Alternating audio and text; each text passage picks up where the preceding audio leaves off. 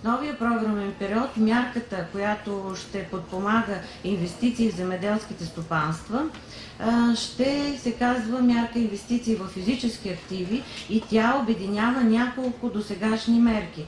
Тоест в една мярка вече ще подпомагаме и земеделските стопанства, която е сегашната мярка 121, също така подпомагане на добавяне на стойност към земеделските стопанства, маркетинг, т.е. сегашната мярка 123. Тук влиза в този обхват и мярката за подпомагане на инфраструктура в земеделието, мярка 125, която основно очакваме да се насочи към хидромелиоративна инфраструктура и към подпомагане комасацията на земеделските земи. И има още една мярка, която е за непродуктивни инвестиции, свързана е с агроекологичните дейности.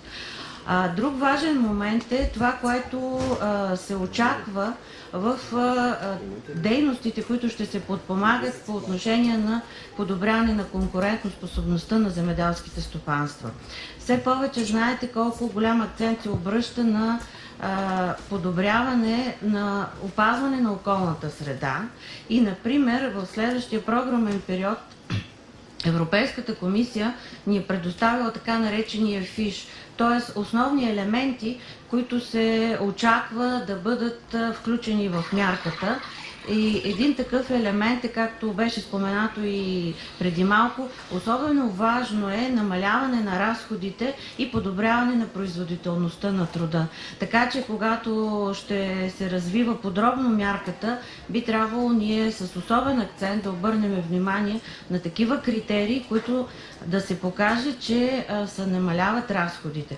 Също така много голям акцент се обръща внимание на такава техника, която ясно е, че новите машини имат такива елементи, но това ще бъде също акцент.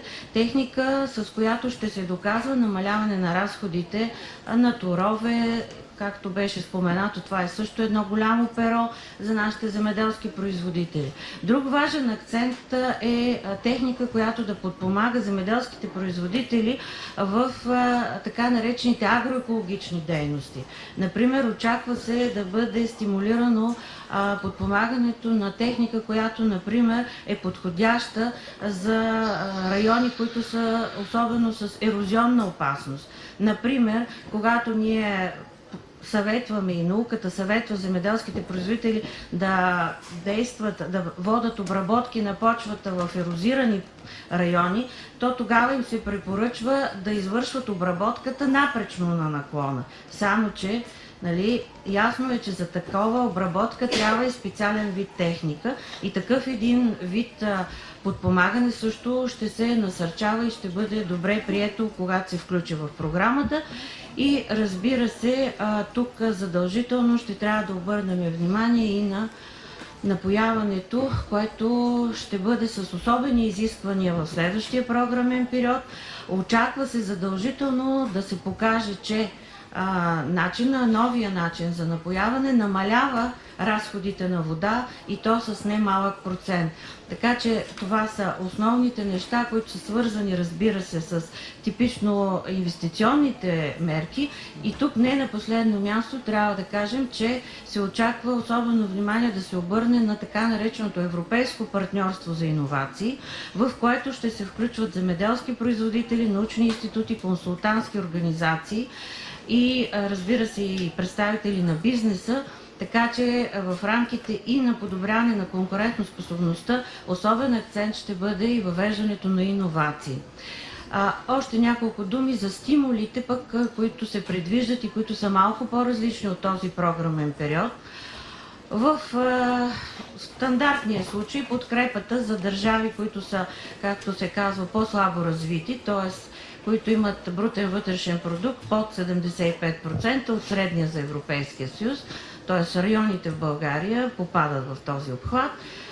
Стандартната субсидия по мярката, която ще насърчава конкурентоспособността на земеделските стопанства, е 50%, но тя може да бъде увеличена с още 20%, ако става дума за колективна инвестиция. И може би тук е новото, което ще има голямо значение за подобряване и обновяване на парка на земеделските стопанства, тъй като може би тази възможност ще насърчи повече земеделски производители да кандидатстват за физически активи, които да ползват колективно. Субсидията ще бъде по-голяма и това също ще бъде един стимул за тях. Разбира се, ако инвестицията е в земеделски стопанства, които са в необлагодетелстваните райони, също още 20% се увеличава.